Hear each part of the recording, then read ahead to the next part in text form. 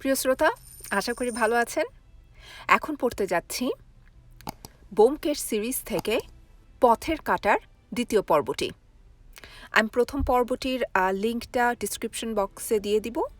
যদি কেউ না শুনে থাকেন প্রথম পর্বটি, তাহলে অনুরোধ করব যে প্রথম পর্বটি আগে শুনুন। অনেক ধন্যবাদ, সাথে থাকুন। শুরু করছি। মুখের রোমবাহুল্য বর্জন করিয়া স্নান সারিয়া যখন ফিরিলাম, তখন ব্যোমকেশে মুখ দেখিয়া একেবারে অবাক হইয়া গেলাম। 2 হাত পিছনে দিয়া সে দ্রুত পদে ঘরে পায়চারি করিতেছে। তাহার মুখে চোখে এমন একটা প্রদীপ্ত উল্লাসের প্রতিচ্ছবি ফুটিয়া উঠিয়াছে যে তাহা দেখিয়া আমার বুকের ভিতরটা লাফাইয়া উঠিল। আমি সাগ্রহে জিজ্ঞাসা করিলাম, চিঠিতে কি দেখলে? কিছু পেয়েছ নাকি? ব্যোমকেশ উচ্ছ্বসিত আনন্দবেগে আমার পিঠ চাপড়াইয়া বলিল, শুধু একটি কথা অজিত, একটি ছোট্ট কথা, কিন্তু এখন তোমাকে কিছু বলবো না। হাওড়ার ব্রিজ কখনো খোলা অবস্থায় দেখেছ? আমার মনের অবস্থা হয়েছিল ঠিক সেই রকম। 2 দিক থেকে পথ এসেছে, কিন্তু মাঝখানটিতে একটুখানি ফাঁক। একটি পন্টুন খোলা, আর সেই ফাঁকটুকু জোড়া লেগে গেছে। কি করে জোড়া লাগলো? চিঠিতে কি আছে? তুমি পড়ে দেখো, বলিয়া ব্যোমকেশ খোলা কাগজখানা আমার হাতে দিল। খামের মধ্যে কুৎসিত ছবিটা ছাড়া আরেকখানা কাগজ ছিল, তাহা দেখিয়াছিলাম, কিন্তু পড়িবার সুযোগ হয় নাই। এখন দেখিলাম, পরিষ্কার অক্ষরে লেখা রহিয়াছে, আপনার পথের কাঁটাকে, তাহার নাম ও ঠিকানা কি, আপনি কি চান, পরিষ্কার করিয়া লিখুন। কোনো কথা লুকাইবেন না। নিজের নাম স্বাক্ষর করিবার দরকার নাই। লিখিত পত্র খামে ভরিয়া আগামী রবিবার 10ই মার্চ রাত্রি 12টার সময় খিদিরপুর রেসকোর্সের পাশের রাস্তা দিয়া পশ্চিম দিকে যাইবেন। একটি লোক বাইসাইকেল চড়িয়া আপনার সম্মুখ দিক হইতে আসিবে। তাহার চোখে মোটর গগল দেখিলেই চিনিতে পারিবেন। তাহাকে দেখিবা মাত্র আপনার পত্র হাতে লইয়া পাশের দিকে হাত বাড়াইয়া রাখিবেন। বাইসাইকেল আরোহী আপনার হাত হইতে চিঠি লইয়া যাইবে। অতঃপর যথাসময়ে আপনি সংবাদ পাইবেন। পদব্রজে একাকী আসিবেন, সঙ্গী থাকিলে দেখা পাইবেন না। 2-3 বার সাবধানে পড়িলাম। খুব অসাধারণ বটে, এবং যৎপরণাস্তি রোমান্টিক, তাহাতে সন্দেহ নাই, কিন্তু ইহাতে ব্যোমকেশের অসম্বৃত আনন্দের কোনো হেতু খুঁজিয়া পাইলাম না। জিজ্ঞাসা করিলাম, কি ব্যাপার বলো দেখি, আমি তো এমন কিছু দেখছি না। কিছু দেখতে পেলে না? অবশ্যই তুমি কাল যা অনুমান করেছিলে তা বর্ণে বর্ণে মিলে গেছে, তাতে সন্দেহ নেই। লোকটার আত্মগোপন করবার চেষ্টার মধ্যে হয়তো কোনো বদমতলব থাকতে পারে, কিন্তু তাছাড়া আর তো আমি কিছু দেখছি না। হায় অন্ধ, অত বড় জিনিসটা দেখতে পেলে না? ব্যোমকেশ হঠাৎ থামিয়া গেল। বাহিরে সিঁড়িতে পদশব্দ হইল। ব্যোমকেশ ক্ষণকাল একাগ্র মনে শুনিয়া বলিল, আসো বাবু, এসব কথা ওকে বলবার দরকার নেই, বলিয়া চিঠিখানা আমার হাত হইতে লইয়া পকেটে পড়িল। আশুবাবু ঘরে প্রবেশ করিলে তাহার চেহারা দেখিয়া একেবারে স্তম্ভিত হইয়া গেলাম। একদিনের মধ্যে মানুষের চেহারা এতখানি পরিবর্তিত হইতে পারে, তাহা কল্পনা করাও কঠিন। মাথার চুল অবিন্যস্ত, জামা কাপড়ের পরিপাট্য নাই, গালের মাংস ঝুলিয়া গিয়াছে, চোখের কোলে কালি, যেন অকস্মাৎ কোনো মর্মান্তিক আঘাত পাইয়া একেবারে ভাঙিয়া পড়িয়াছেন। কাল সদ্য মৃত্যুর মুখ হইতে রক্ষা পাইবার পরও তাহাকে এত অবসন্ন ম্রিয়মান দেখি নাই। তিনি একখানা চেয়ারে অত্যন্ত ক্লান্তভাবে বসিয়া পড়িয়া বলিলেন, একটা দুঃসংবাদ পেয়ে আপনাকে খবর দিতে এসেছি ব্যোমকেশবাবু। আমার উকিল বিলাস মল্লিক পালিয়েছে। ব্যোমকেশ গম্ভীর অথচ সদয় কণ্ঠে কহিল, সেই পালাবে আমি জানতুম। সেই সঙ্গে আপনার জোড়াসাঁকোর বন্ধুটিও গেছেন, বোধহয় খবর পেয়েছেন। আশুবাবু হতবুদ্ধির মতো কিছুক্ষণ তাকাইয়া থাকিয়া বলিলেন, আপনি আপনি সব জানেন? ব্যোমকেশ শান্তস্বরে কহিল, সমস্ত। কাল আমি জোড়াসাঁকোয় গিয়েছিলুম, বিলাস মল্লিককেও দেখেছি। বিলাস মল্লিকের সঙ্গে ওই স্ত্রীলোকটির অনেকদিন থেকে ভিতরে ভিতরে ষড়যন্ত্র চলছিল, আপনি কিছুই জানতেন না। আপনার উইল তৈরি করবার পরই বিলাস উকিল আপনার উত্তরাধিকারিণীকে দেখতে যায়। প্রথমটা বোধহয় কৌতূহল বশে গিয়েছিল, তারপর ক্রমে যা হয়ে থাকে। ওরা এতদিন সুযোগের অভাবেই কিছু করতে পারছিল না। আশুবাবু, আপনি দুঃখিত হবেন না, এ আপনার ভালোই হলো। অসৎ স্ত্রীলোক এবং কপট বন্ধু ষড়যন্ত্র থেকে আপনি মুক্তি পেলেন। আর আপনার জীবনের কোনো ভয় নেই। এখন আপনি নির্ভয়ে রাস্তার মাঝখান দিয়ে হেঁটে যেতে পারেন। আশুবাবু শঙ্কাব্যাকুল দৃষ্টি নিক্ষেপ করিয়া বলিলেন, তার মানে? ব্যোমকেশ বলিল, তার মানে আপনি যা মনে মনে সন্দেহ করছেন অথচ বিশ্বাস করতে পারছেন না, তাই ঠিক। ওরাই দুজনে আপনাকে হত্যা করবার মতলব করেছিল, তবে নিজের হাতে নয়।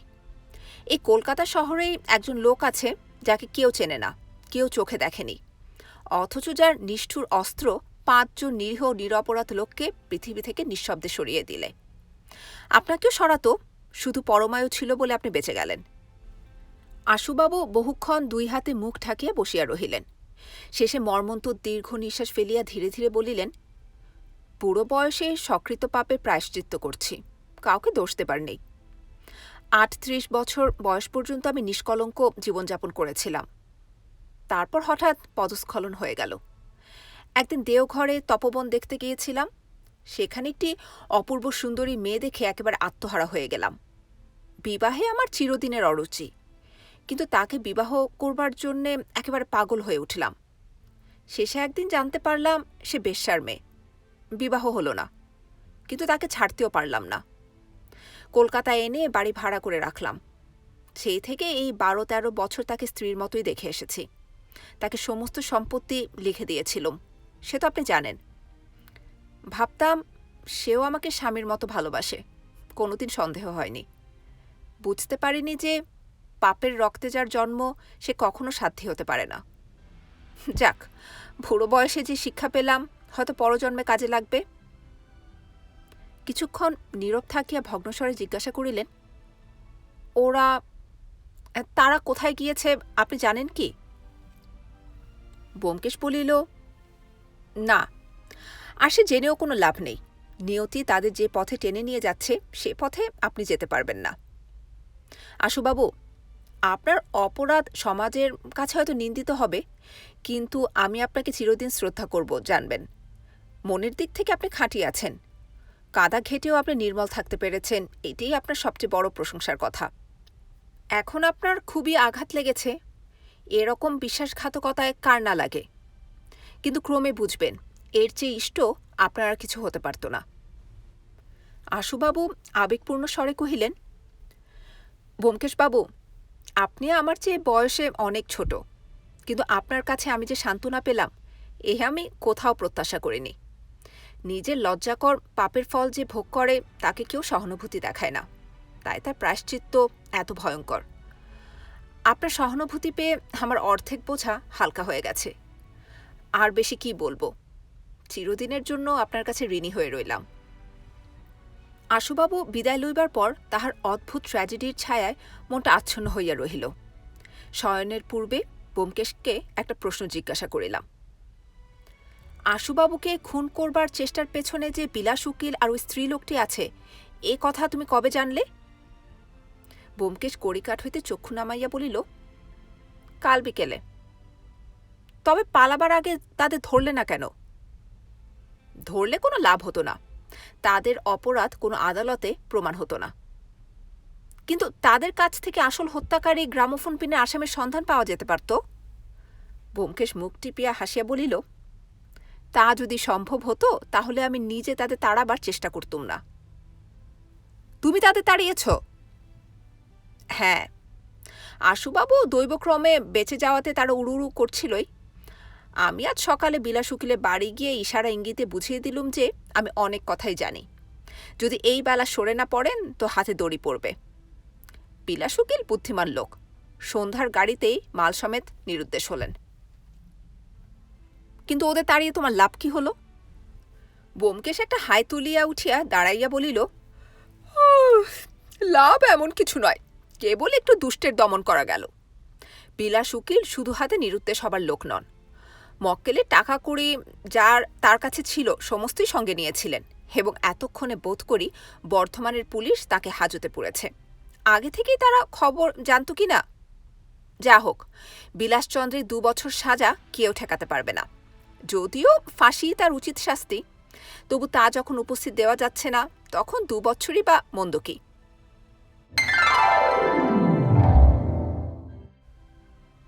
পরদিন প্রাতকালে একজন অপরিচিত আগন্তুক দেখা করিতে আসিল। সবেমাত্র চায়ের বাটি নামাইয়া রাখিয়া খবরের কাগজখানা খুলিবার জোগাড় করিতেছি, এমন সময় দরজায় কড়া নড়িয়া উঠিল। ব্যোমকেশ সচকিত হইয়া বলিল, কে? ভেতরে আসুন। একটি ভদ্রবেশধারী সুশ্রী যুবক প্রবেশ করিল। দাড়ি গোঁফ কামানো, একহারা ছিপছিপে গড়ন, বয়স ৩০-এর মধ্যেই। চেহারা দেখিলে মনে হয় একজন অ্যাথলেট। সম্মুখে আমাদের দেখে স্মিত মুখে নমস্কার করিয়া বলিল, কিছু মনে করবেন না, সকালবেলায় বিরক্ত করতে এলাম। আমার নাম প্রফুল্ল রায়, আমি একজন বীমা কোম্পানির এজেন্ট বলিয়া অনাহুতভাবেই একখানা চেয়ার অধিকার করিয়া বসিল। ব্যোমকেশ বিরস্বরে বলিল, আমাদের জীবন বীমা করবার মতো পয়সা নেই। প্রফুল্ল রায় হাসিয়া উঠিল। একজন লোক আছে যাহাদের মুখ দেখিতে বেশ সুশ্রী, কিন্তু হাসিলেই মুখের চেহারা বদলাইয়া যায়। দেখিলাম প্রফুল্ল রায়েরও তাহাই হইল। লোকটি বোধহয় অতিরিক্ত পানখোর, কারণ দাঁতগুলো পানের রসে রক্তাক্ত হইয়া আছে। সুন্দর মুখ এত সহজে এমন বিকৃত হইতে পারে দেখিয়া আশ্চর্য বোধ হয়। প্রফুল্ল রায় হাসিতে হাসিতে বলিল, আমি বীমা কোম্পানির লোক বটে, কিন্তু ঠিক বীমার কাজে আপনাদের কাছে আসিনি। অবশ্য আজকাল আমাদের আসতে দেখলে আত্মীয় স্বজনরাও দৌড়ে খিল দিতে আরম্ভ করেছেন। নেহাত দোষ দেওয়াও যায় না, কিন্তু আপনারা নিশ্চিত হতে পারেন উপস্থিত আমার কোনো দুরভিসন্ধি নেই। আপনারই নাম তো ব্যোমকেশবাবু, বিখ্যাত ডিটেকটিভ। আপনার কাছে একটু প্রাইভেট পরামর্শ নিতে এসেছি মশাই, যদি আপত্তি না থাকে।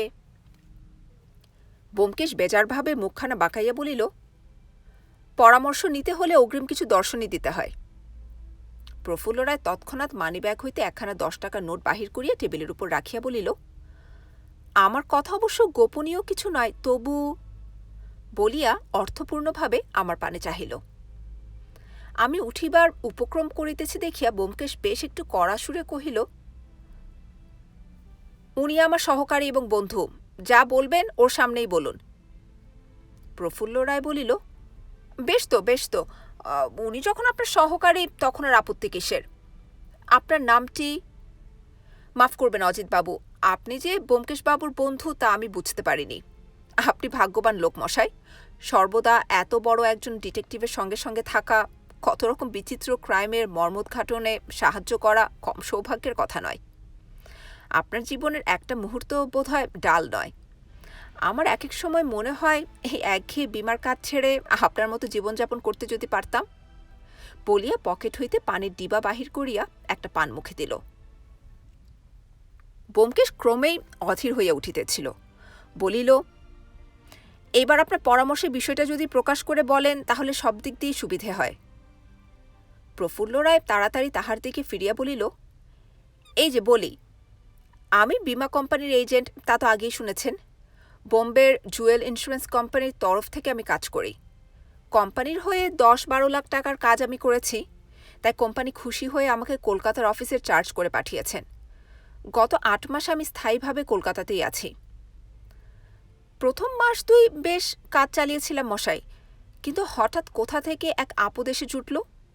কারোর নাম করবার দরকার নেই, কিন্তু অন্য বীমা কোম্পানির একটা লোক আমার পেছনে লাগলো। চুনোপুটির কারবার আমি করি না, 2-4 হাজারের কাজ আমার অধীনস্থ এজেন্টরাই করে, কিন্তু বড় বড় খদ্দেরের বেলা আমি নিজে কাজ করি। এই লোকটা আমার বড় বড় খদ্দের ভালো ভালো লাইফ ভাঙাতে আরম্ভ করল। আমি যেখানে যাই আমার পেছু পেছু সেও সেখানে গিয়ে হাজির হয়। কোম্পানির নামে নানা রকম দুর্নাম দিয়ে খদ্দের ভড়কে দেয়। শেষে এমন অবস্থা দাঁড়ালো যে বড় বড় লাইফগুলো আমার হাত থেকে বেরিয়ে যেতে লাগলো। এইভাবে 4-5 মাস কাটল। কোম্পানি থেকে তাগাদা আসতে লাগলো, কিন্তু কি করব, কেমন করে লোকটার হাত থেকে ব্যবসা বাঁচাবো কিছুই ঠিক করতে পারলাম না। মামলা মোকদ্দমা করাও সহজ নয়, তাতে কোম্পানির ক্ষতি হয়। অথচ চীনে যোগ পেছনে লেগেই আছে। আরও মাসখানেক কেটে গেল, লোকটাকে জব্দ করবার কোনো উপায় ভেবে পেলাম না। প্রফুল্ল রায় মানিব্যাগ হইতে সযত্নে রক্ষিত 2টি চিরকুট বাহির করিয়া ছোট টুকরাটি ব্যোমকেশের হাতে দিয়া বলিল, দিন 12-14 আগে এই বিজ্ঞাপনটি হঠাৎ চোখে পড়ল। আপনার নজরে বোধহয় পড়েনি, পড়বার কথাও নয়, কিন্তু 5 লাইনের বিজ্ঞাপন হলে কি হয় মশাই, পড়বা মাত্র আমার প্রাণটা লাফিয়ে উঠল। পথের কাঁটা আর কাকে বলে, ভাবলাম দেখি তো আমার পথের কাঁটা উদ্ধার হয় কিনা। মনের তখন এমনই অবস্থা যে স্বপ্নাদ্য মাদুলি হলেও বোধ করে আপত্তি করতাম না। গলা বাড়াইয়া দেখিলাম এই সেই পথের কাঁটার বিজ্ঞাপনের কাটিং। প্রফুল্ল রায় বলিল, পড়লেন তো? বেশ মজার নয়? যা হোক, আমি তো নির্দিষ্ট দিনে অর্থাৎ গত শনিবারের আগের শনিবার কদমতলায় কেষ্ট ঠাকুরের মতো ল্যাম্পপোস্ট ধরে গিয়ে দাঁড়ালাম। সে অস্বস্তির কথা আর কি বলবো। দাঁড়িয়ে দাঁড়িয়ে পায়ে ঝিঝি ধরে গেল। কিন্তু কাকস্য পরিবেদনা, কোথাও কেউ নেই। ডিসগাস্টেড হয়ে ফিরে আসছি, হঠাৎ দেখি পকেটে একখানা চিঠি। দ্বিতীয় কাগজখানা ব্যোমকেশকে দিয়া বলিল, এই দেখুন সে চিঠি। ব্যোমকেশ চিঠিখানা খুলিয়া পড়িতে লাগিল। আমি উঠিয়া আসিয়া তাহার পিঠের উপর ঝুঁকিয়া দেখিলাম ঠিক আমার পত্রেরই অনুরূপ। কেবল রবিবারের পরিবর্তে আগামী সোমবার 11ই মার্চ রাত্রি 12টার সময় সাক্ষাৎ করিবার নির্দেশ আছে। প্রফুল্ল রায় একটু থামিয়া চিঠিখানা পড়িবার অবকাশ দিয়া বলিতে লাগিল, একে তো পকেটে চিঠি এলো কি করে ভেবেই পেলাম না, তার উপর চিঠি পড়ে অজানা আতঙ্কে ভেতরটা কেঁপে উঠল। আমি মিস্ট্রি ভালোবাসি না মশাই, কিন্তু এ চিঠির যেন আগাগোড়াই মিস্ট্রি, যেন কি একটা ভয়ঙ্কর অভিসন্ধি এর মধ্যে লুকোনো আছে। নইলে সপ্তাহতেই এত লুকোচুরি কেন? লোকটা কে, কি রকম প্রকৃতি কিছুই জানি না, তার চেহারাও দেখিনি, অথচ সে আমাকে রাত দুপুরে একটা নির্জন রাস্তা দিয়ে একলা যেতে বলেছে। ভয়ঙ্কর সন্দেহের কথা নয় কি? আপনি বলুন তো। বলিয়া সে আমার মুখের দিকে চাহিল। আমি উত্তর দিবার পূর্বে ব্যোমকেশ বলিল, উনি কি মনে করেন সে প্রশ্ন নিষ্প্রয়োজন। আপনি কোন বিষয়ে পরামর্শ চান তাই বলুন। প্রফুল্ল রায় একটু ক্ষুণ্ণ হইয়া বলিল, সেই কথাই তো জিজ্ঞাসা করছি। চিঠির লেখককে চিনি না, অথচ তার ভাবগতিক দেখে সন্দেহ হয় লোক ভালো নয়। এরকম অবস্থায় চিঠির উত্তর নিয়ে আমার যাওয়া উচিত হবে কি? আমি নিজে গত 10-12 দিন ধরে ভেবে কিছুই ঠিক করতে পারিনি, অথচ যেতে হলে মাঝে আর একটি দিন বাকি। তাই কি করব ঠিক করতে না পেরে আপনার পরামর্শ নিতে এসেছি। ব্যোমকেশ একটু চিন্তা করিয়া বলিল, দেখুন, আজ আমি আপনাকে কোনো পরামর্শ দিতে পারলুম না। আপনি এই কাগজ দুখানা রেখে যান, এখনও যথেষ্ট সময় আছে। কাল সকালে বিবেচনা করে আমি আপনাকে যথাকর্তব্য বলে দেব। প্রফুল্ল রায় বলিল, কিন্তু কাল সকালে তো আমি আসতে পারবো না, আমাকে এক জায়গায় যেতে হবে। আজ রাত্রে সুবিধে হবে নাকি? মনে করুন 8টা কি 9টার সময় যদি আসি। ব্যোমকেশ মাথা নাড়িয়ে বলিল, না, আজ রাত্রে আমি অন্য কাজে ব্যস্ত থাকব, আমাকেও এক জায়গায় যেতে হবে। বলিয়া ফেলিয়া সচকিতে প্রফুল্ল রায়ের দিকে দৃষ্টিপাত করিয়া কথাটা ঘুরাইয়া লইয়া বলিল, কিন্তু আপনার ব্যস্ত হবার কোনো কারণ নেই। কাল বিকেলে 4টে 4:30-এর সময় এলেও যথেষ্ট সময় থাকবে। বেশ, তাই আসব। পকেট হইতে আবার ডিবা বাহির করিয়া 2টা পান মুখে পুড়িয়া ডিবাটা আমাদের দিকে বাড়াইয়া দিয়া বলিল, পান খান কি? খান না? আমার এই একটা বদ অভ্যাস কিছুতেই ছাড়তে পারি না। ভাত না খেলেও চলে, কিন্তু পানের অভাবে পৃথিবী অন্ধকার হয়ে যায়। আচ্ছা, আজ উঠি তাহলে। নমস্কার। আমরা প্রতি নমস্কার করিলাম। দ্বার পর্যন্ত গিয়া রায় ফিরিয়া দাঁড়াইয়া বলিল, পুলিশে এই বিষয়ে খবর দিলে কেমন হয়? আমার তো মনে হয় পুলিশ যদি তদন্ত করে লোকটার নামধাম বিবরণ বের করতে পারে। ব্যোমকেশ হঠাৎ মহা খাপ্পা হইয়া বলিল, পুলিশের সাহায্য যদি নিতে চান তাহলে আমার কাছে কোনো সাহায্য প্রত্যাশা করবেন না। আমি আজ পর্যন্ত পুলিশের সঙ্গে কোনো কাজ করিনি, করবও না। এ নিয়ে যান আপনার টাকা। বলিয়া টেবিলের উপর নোটখানা অঙ্গুলির নির্দেশ করিয়া দেখাইয়া দিল। না না, আমি আপনার মতামত জানতে চেয়েছিলাম মাত্র। তা আপনার যখন মত নেই, আচ্ছা আসি তাহলে। বলিতে বলিতে প্রফুল্ল রায় দ্রুত পদে বাহির হইয়া গেল। প্রফুল্ল রায় চলিয়া গেলে ব্যোমকেশ নোটখানা তুলিয়া লইয়া নিজের লাইব্রেরি ঘরে ঢুকিল। তারপর সশব্দে দরজা বন্ধ করিয়া দিল। সে মাঝে মাঝে অকারণে খিটখিটে হইয়া উঠে বটে, কিন্তু কিছুক্ষণ একাকী থাকিবার পর সে ভাব আপনি তিরোহিত হইয়া যায়। তাহা আমি জানিতাম। তাই মনটা বহু প্রশ্ন কণ্টকিত হইয়া থাকিলেও অপঠিত সংবাদপত্রখানা তুলিয়া তাহাতে মনোসংযোগের চেষ্টা করিলাম। কয়েক মিনিট পরে শুনিতে পাইলাম ব্যোমকেশ পাশের ঘরে কথা কহিতেছে। বুঝিলাম কাহাকেও টেলিফোন করিতেছে। 2-1টা ইংরাজি শব্দ কানে আসিল, কিন্তু কাহাকে টেলিফোন করিতেছে ধরিতে পারিলাম না। প্রায় 1 ঘণ্টা ধরিয়া কথাবার্তা চলিল। তারপর দরজা খুলিয়া ব্যোমকেশ বাহির হইয়া আসিল। চাহিয়া দেখিলাম তাহার স্বাভাবিক প্রফুল্লতা ফিরিয়া আসিয়াছে। জিজ্ঞাসা করিলাম, কাকে ফোন করলে? সে কথার উত্তর না দিয়া ব্যোমকেশ বলিল, কাল এসপ্ল্যানেড থেকে ফেরবার সময় একজন তোমার পিছু নিয়েছিল, জানো? আমি চকিত হইয়া বলিলাম, না, নিয়েছিল নাকি? ব্যোমকেশ বলিল, নিয়েছিল তাতে কোনো সন্দেহ নেই, কিন্তু লোকটার কি অসীম দুঃসাহস আমি শুধু তাই ভাবছি, বলিয়া নিজের মনেই মৃদু মৃদু হাসিতে লাগিল। আমাকে অনুসরণ করার মধ্যে এত বড় দুঃসাহসিকতা কি আছে তা বুঝিলাম না, কিন্তু ব্যোমকেশের কথা মাঝে মাঝে এমন দুরূহ হেয়ালির মতো হইয়া দাঁড়ায় যে তাহার অর্থবোধের চেষ্টা পণ্ডশ্রম মাত্র। অথচ এই বিষয়ে তাহাকে প্রশ্ন করাও বৃথা, সময় উপস্থিত না হইলে সে কিছুই বলিবে না। তাই আমি আর বাক্য ব্যয় না করিয়া স্নানাদির জন্য উঠিয়া পড়িলাম। দ্বিপ্রহর ও সন্ধ্যাবেলাটা ব্যোমকেশ নিষ্কর্মার মতো বসিয়াই কাটাইয়া দিল। প্রফুল্ল রায় সম্বন্ধে 2-1 প্রশ্ন করিলাম, কিন্তু সে শুনিতেই পাইল না, চেয়ারে চক্ষু বুজিয়া পড়িয়া রহিল। শেষে চমকিয়া উঠিয়া বলিল, প্রফুল্ল রায়? ও, আজ সকালে তিনি এসেছিলেন? না, তার সম্বন্ধে এখনো কিছু ভেবে দেখিনি। রাত্রিকালে আহারাদির পর নীরবে বসিয়া ধূমপান চলিতেছিল। ঘড়িতে ঢং করিয়া 10:30 বাজিতেই ব্যোমকেশ চেয়ার হইতে লাফাইয়া উঠিয়া বলিল, উঠো বীরজায়া, বাঁধো কুন্তল, এবার সাজসজ্জার আয়োজন আরম্ভ করা যাক, নইলে অভিসারিকাদের সংকেতস্থলে পৌঁছতে দেরি হয়ে যাবে। বিস্মিত হইয়া বলিলাম, সে আবার কি? ব্যোমকেশ বলিল, বাহ, পথের কাটার নিমন্ত্রণ রক্ষা করতে হবে, মনে নেই? আমি আশঙ্কায় উঠিয়া দাঁড়াইয়া বলিলাম, মাফ করো, এই রাত্রে একলা আমি সেখানে যেতে পারবো না, যেতে হয় তুমি যাও। আমি তো যাবই, তোমারও যাওয়া চাই, কিন্তু না গেলেই কি নয়? পথের কাঁটার সম্বন্ধে এত মিথ্যে কৌতূহল কেন? তার চেয়ে যদি গ্রামোফোন পিনের ব্যাপারে মাথা ঘামাতে তাহলে যে ঢের কাজ হতো। হয়তো হতো, কিন্তু ইতিমধ্যে একটা কৌতূহল চরিতার্থ করলেই বা মন্দ কি? গ্রামোফোন পিন তো আর পালাচ্ছে না। তাছাড়া কাল প্রফুল্ল রায় পরামর্শ নিতে আসবে, তাকে পরামর্শ দেবার মতো কিছু খবর তো চাই।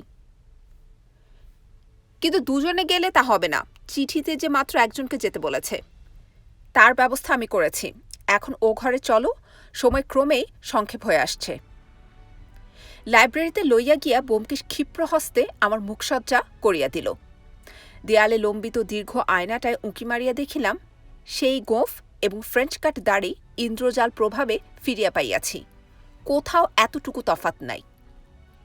আমাকে ছাড়িয়া দিয়া ব্যোমকেশ নিজের বেশভূষা আরম্ভ করিল।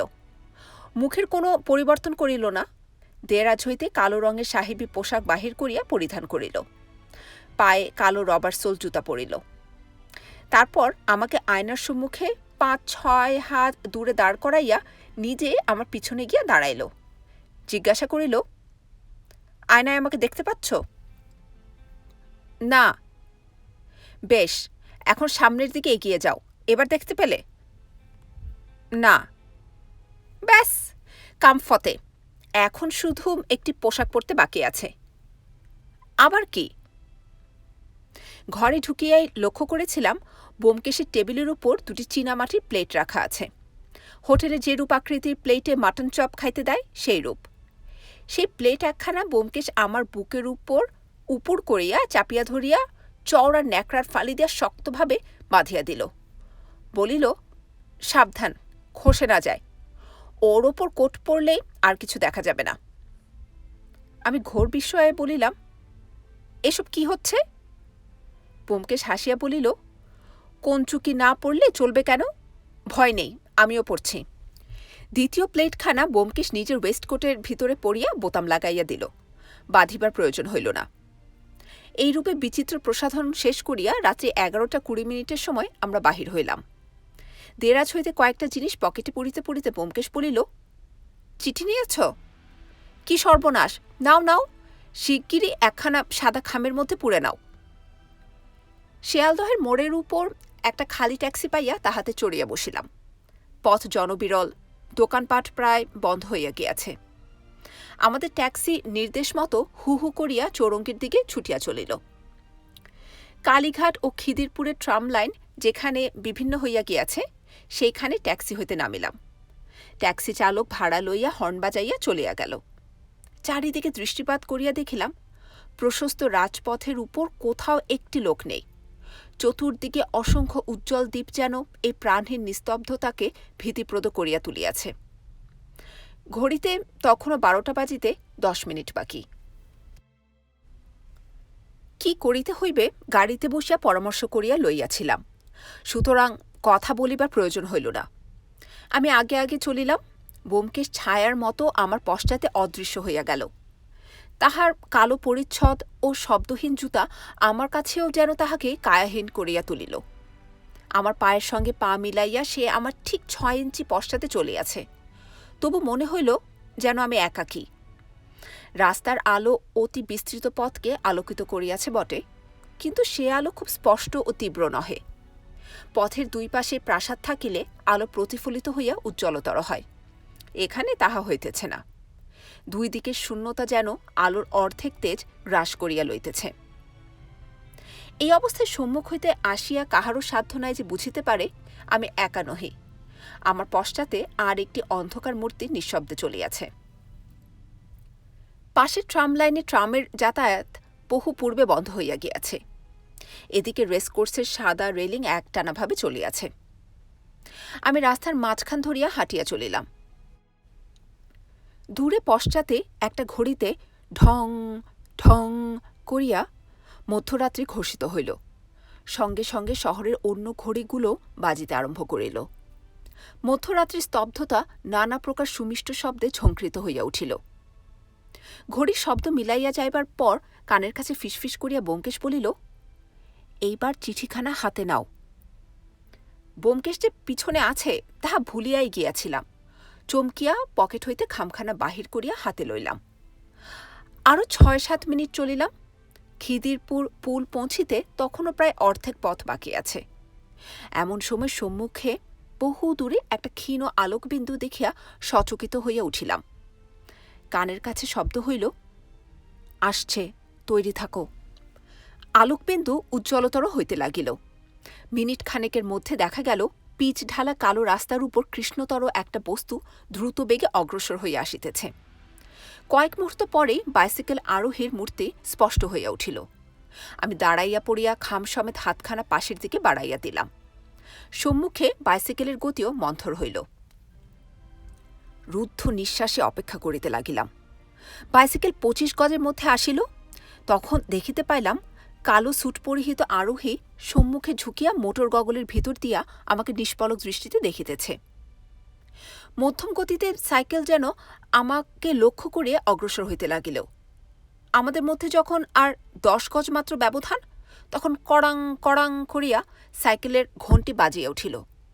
সঙ্গে সঙ্গে বুকে দারুণ ধাক্কা খাইয়া আমি প্রায় উল্টাইয়া পড়িয়া গেলাম। আমার বুকে বাঁধা প্লেটটা শতখণ্ডে ভাঙিয়া গিয়াছে বুঝিতে পারিলাম।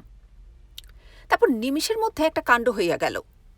আমি টলিয়া পড়িতেই ব্যোমকেশ বিদ্যুৎ বেগে সম্মুখ দিকে লাফাইয়া পড়িল। বাইসাইকেল আরোহী আমার পশ্চাতে আর একটা লোকের জন্য একেবারেই প্রস্তুত ছিল না। তবু সে পাশ কাটাইয়া পলাইবার চেষ্টা করিল, কিন্তু পারিল না। ব্যোমকেশ তাহাকে এক ঠালায় বাইসাইকেল সমেত ফেলিয়া দিয়া বাঘের মতো তাহার ঘাড়ে লাফাইয়া পড়িল। আমি মাটি হইতে উঠিয়া ব্যোমকেশের সাহায্যার্থে উপস্থিত হইয়া দেখিলাম সে প্রতিপক্ষের বুকের উপর চাপিয়া বসিয়াছে এবং 2 বজ্র মুষ্টিতে তাহার 2 কবজি ধরিয়া আছে। বাইসাইকেলখানা একধারে পড়িয়া আছে। আমি পৌঁছিতেই ব্যোমকেশ বলিল, অজিত, আমার পকেট থেকে সিল্কের দড়ি বার করে এর হাত দুটো বাঁধো, খুব জোরে। লিকলিকে সরু রেশমের দড়ি ব্যোমকেশের পকেট হইতে বাহির করিয়া ভূপতিত লোকটার হাত দুটো শক্ত করিয়া বাঁধিলাম। ব্যোমকেশ বলিল, ব্যাস হয়েছে। অজিত, ভদ্রলোকটিকে চিনতে পারছ না? ইনি আমাদের সকালবেলার বন্ধু প্রফুল্ল রায়। আরও ঘনিষ্ঠ পরিচয় যদি চাও, ইনি গ্রামোফোন পিন রহস্যের মেঘনাদ। বলিয়া তাহার চোখের গগল খুলিয়া লইল। অতঃপর আমার মনের অবস্থা কিরূপ হইল তাহা বর্ণনা করা নিষ্প্রয়োজন। কিন্তু সেই অবস্থাতে থাকিয়াও প্রফুল্ল রায় হিংস্র দন্তপংক্তি বাহির করিয়া হাসিল, বলিল, ব্যোমকেশবাবু, এবার আমার বুকের উপর থেকে নেমে বসতে পারেন, আমি পালাবো না। ব্যোমকেশ বলিল, অজিত, এর পকেটগুলো ভালো করে দেখে নাও তো, অস্ত্রশস্ত্র কিছু আছে কিনা। এক পকেট হইতে অপেরা গ্লাস ও অন্য পকেট হইতে পানির ডিবা বাহির হইল। আর কিছুই নাই।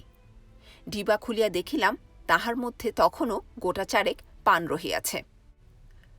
ব্যোমকেশ বুকের উপর হইতে নামিলে প্রফুল্ল রায় উঠিয়া বসিল। ব্যোমকেশের মুখের দিকে কিছুক্ষণ নিষ্পলক দৃষ্টিতে চাহিয়া থাকি আস্তে আস্তে বলিল, ব্যোমকেশবাবু, আপনি আমার চেয়ে বেশি বুদ্ধিমান, কারণ আমি আপনার বুদ্ধিকে অবজ্ঞা করেছিলাম, কিন্তু আপনি করেননি। শত্রুর শক্তিকে তুচ্ছ করতে নেই, এই শিক্ষা একটু দেরিতে পেলাম, কাজে লাগাবার ফুরসত হবে না, বলিয়া ক্লিষ্টভাবে হাসিল। ব্যোমকেশ নিজের বুক পকেট হইতে একটা পুলিশ হুইসেল বাহির করিয়া তাহাতে ফুঁ দিল।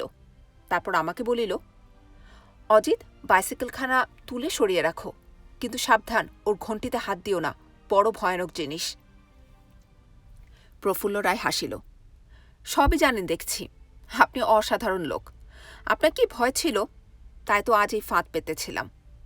ভেবেছিলাম আপনি একলা আসবেন, নিভৃতে সাক্ষাৎ হবে, কিন্তু আপনি সব দিক দিয়ে দাগা দিলেন।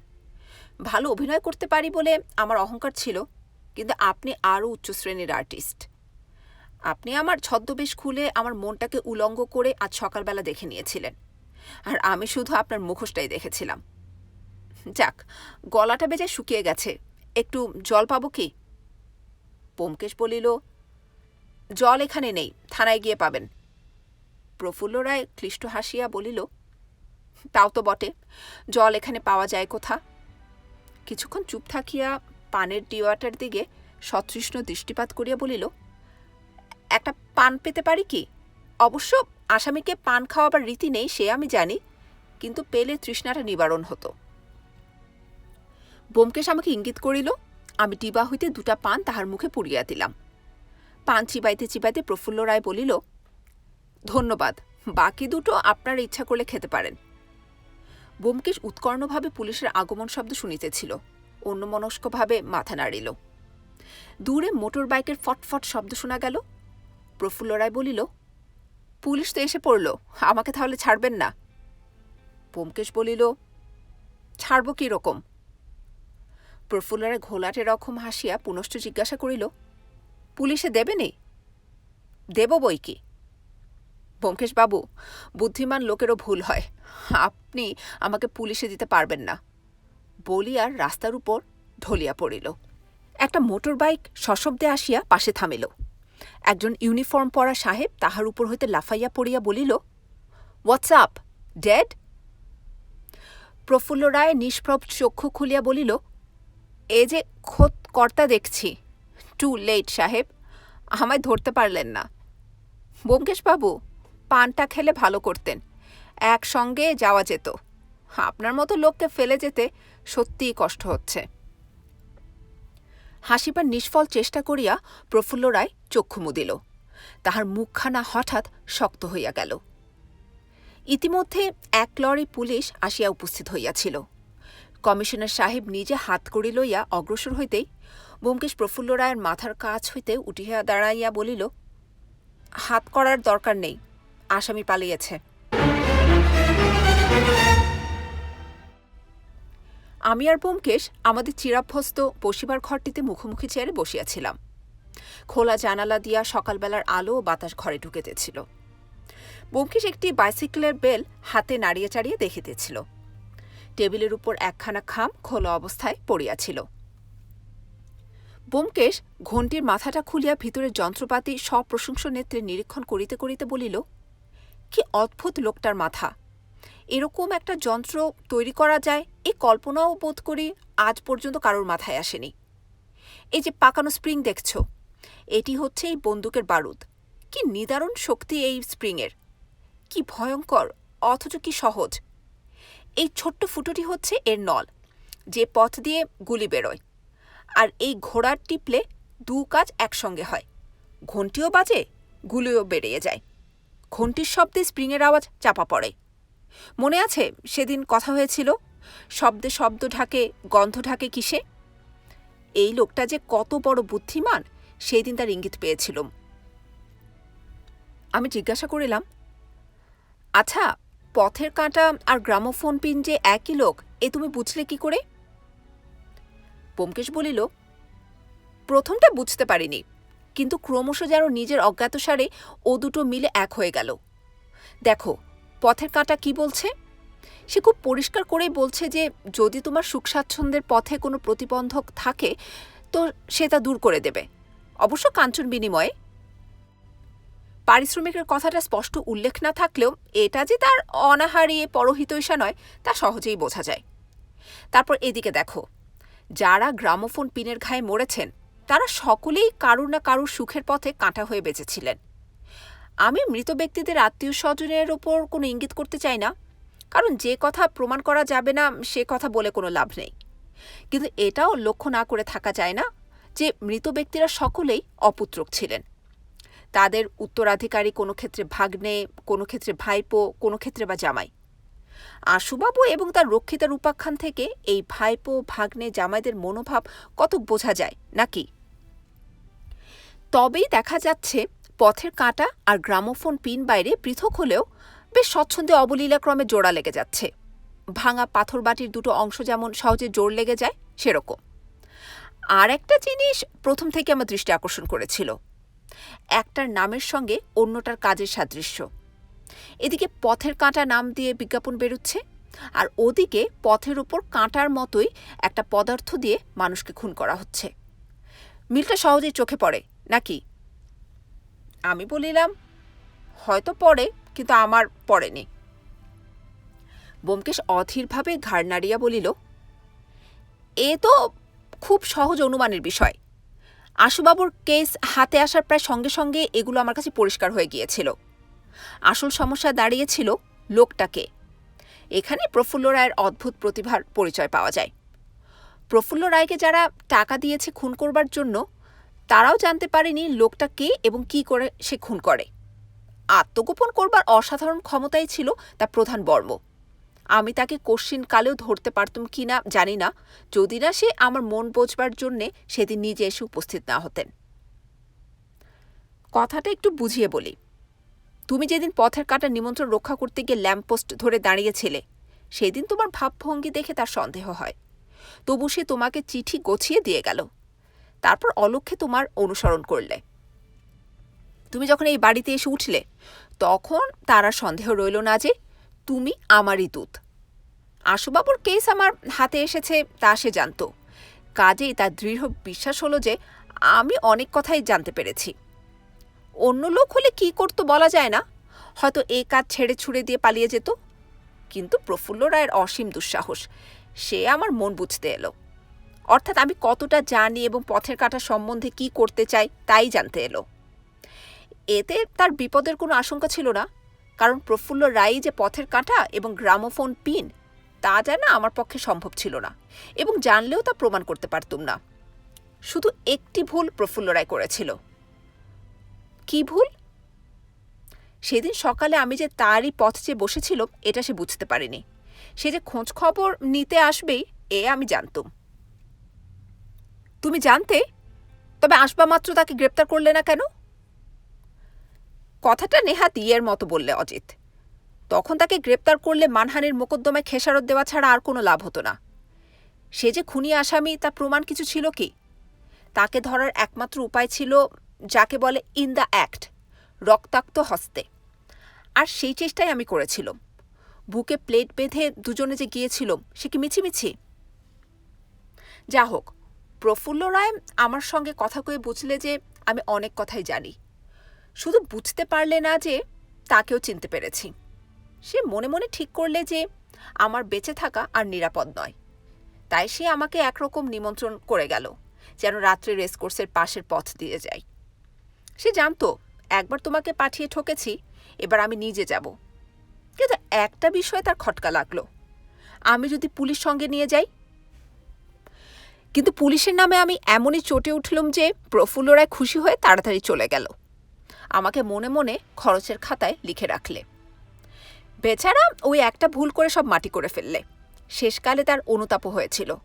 আমার বুদ্ধিকে অবজ্ঞা করা যে তার উচিত হয়নি এ কথা সেদিন সে মুক্ত কণ্ঠে স্বীকার করেছিল। কিছুক্ষণ নীরব থাকিয়া ব্যোমকেশ বলিল, তোমার মনে আছে প্রথম যেদিন আশুবাবু আসেন সেদিন তাকে জিজ্ঞাসা করেছিলাম বুকে ধাক্কা লাগবার সময় কোনো শব্দ শুনেছিলেন কিনা?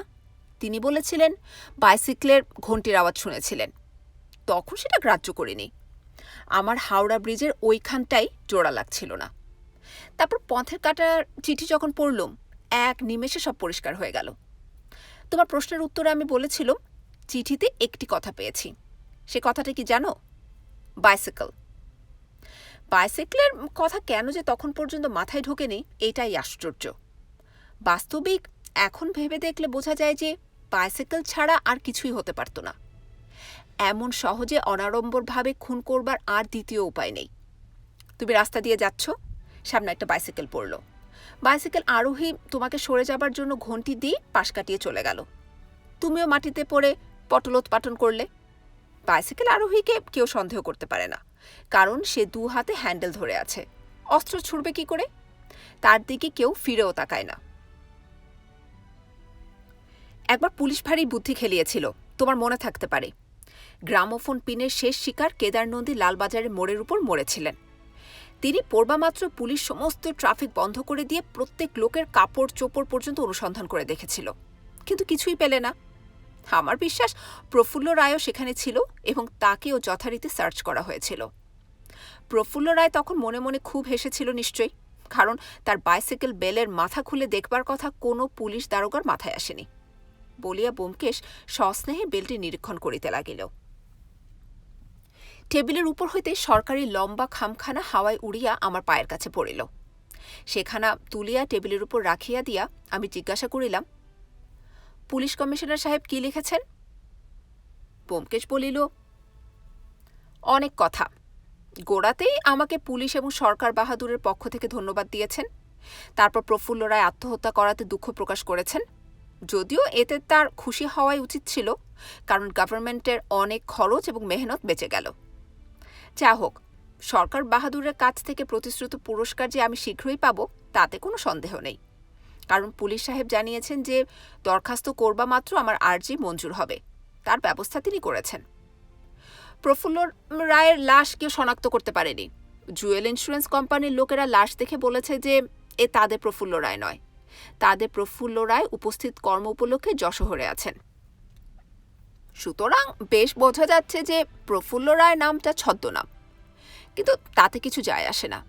আমার কাছেও চিরকাল প্রফুল্ল রায়ই থাকবে। চিঠির উপসংহারে পুলিশ সাহেব একটা নিদারুণ কথা লিখেছেন, এই ঘণ্টিটি ফেরত দিতে হবে। এইটা নাকি এখন গভর্নমেন্টের সম্পত্তি। আমি হাসিয়া বলিলাম, ওটার উপর তোমার ভারী মায়া পড়ে গেছে না? কিছুতেই ছাড়তে পারছ না? ব্যোমকেশ হাসিয়া ফেলিল। সত্যি, 2000 টাকা পুরস্কারের বদলে সরকার বাহাদুর যদি আমাকে এই ঘণ্টিটা বকশিস করেন আমি মোটেই দুঃখিত হই না। যা হোক, প্রফুল্ল রায়ের একটা স্মৃতিচিহ্ন তবু আমার কাছে রইল। কি ভুলে গেলে? সেই 10 টাকার নোটখানা, সেটাকে ফ্রেমে বাঁধিয়ে রাখবো ভেবেছি। তার দাম এখন আমার কাছে 100 টাকারও বেশি। বলিয়া ব্যোমকেশ ঘণ্টিটা সযত্নে দেরাজের মধ্যে বন্ধ করিয়া রাখিয়া আসিল। সে ফিরিয়া আসিলে আমি তাহাকে একটা প্রশ্ন করিলাম, আচ্ছা ব্যোমকেশ, সত্যি বলো, পানের মধ্যে বিষ আছে তুমি জানতে? ব্যোমকেশ একটু চুপ করিয়া থাকিয়া বলিল, জানা এবং না জানার মাঝখানে একটা অনিশ্চিত স্থান আছে, সেটা সম্ভাবনার রাজ্য।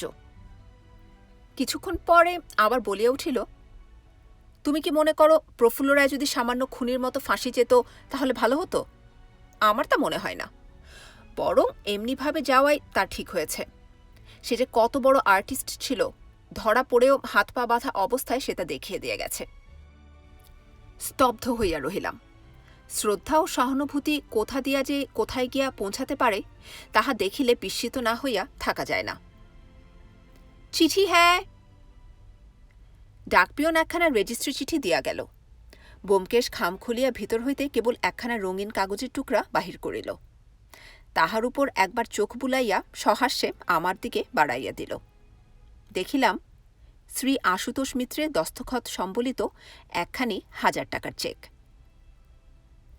প্রিয় শ্রোতা, আশা করি গল্পটি ভালো লেগেছে। যদি ভালো লেগে থাকে তাহলে চ্যানেলটি সাবস্ক্রাইব করুন এবং পরবর্তী গল্পের নোটিফিকেশনের জন্য বেল আইকনটি ক্লিক করুন। অনেক অনেক ধন্যবাদ।